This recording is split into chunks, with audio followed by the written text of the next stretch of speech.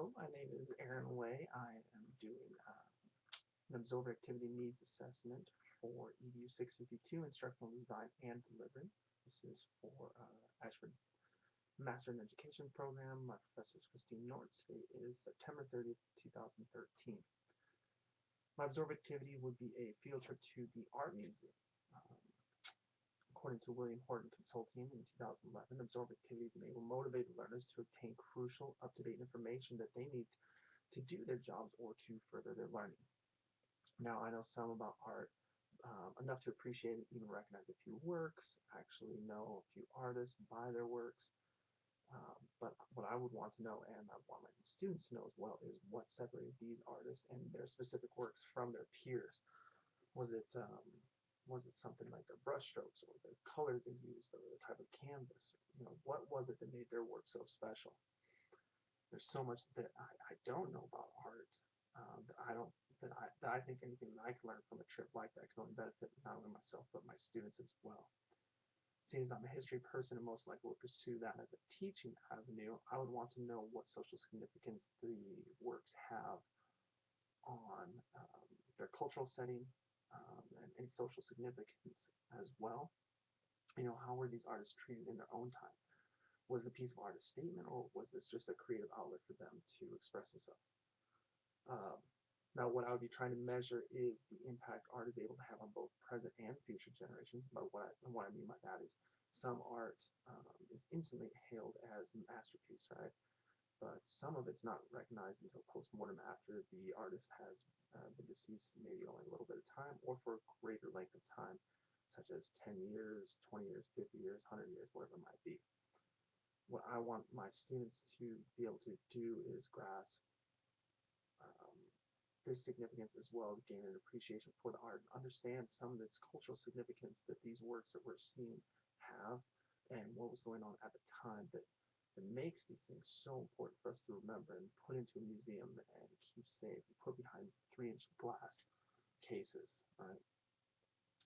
I want them to be able to understand that there is a difference between these works of art and an oil painting that's for sale at Hobby Lobby, for example. The method for collecting information will be journals kept by the students. They can do this either through handwritten journals, or they can also do a tablet or a laptop if they're available. Hopefully, the school that was provided the means to do this field trip also has the means to provide, like I said, either a tablet or a laptop for these students to take electronic notes. Most museums these days have Wi-Fi available, so the benefit to them would be to have a Wi-Fi enabled tablet or laptop in front of them as we're going around getting a guided tour. And then what they can do is start putting together the presentation that they'll turn in the next day on what they've learned. That way they can clip and drag different pieces of art. They can go online and do a little background if something the tour guide mentions triggers something in their memory onto a different piece of art. They can click and drag different pictures together within like a PowerPoint presentation, something along those means. Um, the presentation or the report, and the report can either be a blog or say a podcast. Since this will be a technology savvy course that I will be teaching, this is the way the data would be collected on the report. So what I want them to do is, what we laid out before, what we're going to be looking at, what is the social significance, what's the cultural significance, why is this important for not only their their time and age, but for future ages. Why are we still looking at some of these pieces by artists like Da Vinci, 600 years old? It was done in the 1500s, and here we are 550 years later, still looking at it. So they're going to do a report on that. There will be a page requirement on the report as well as on the notes.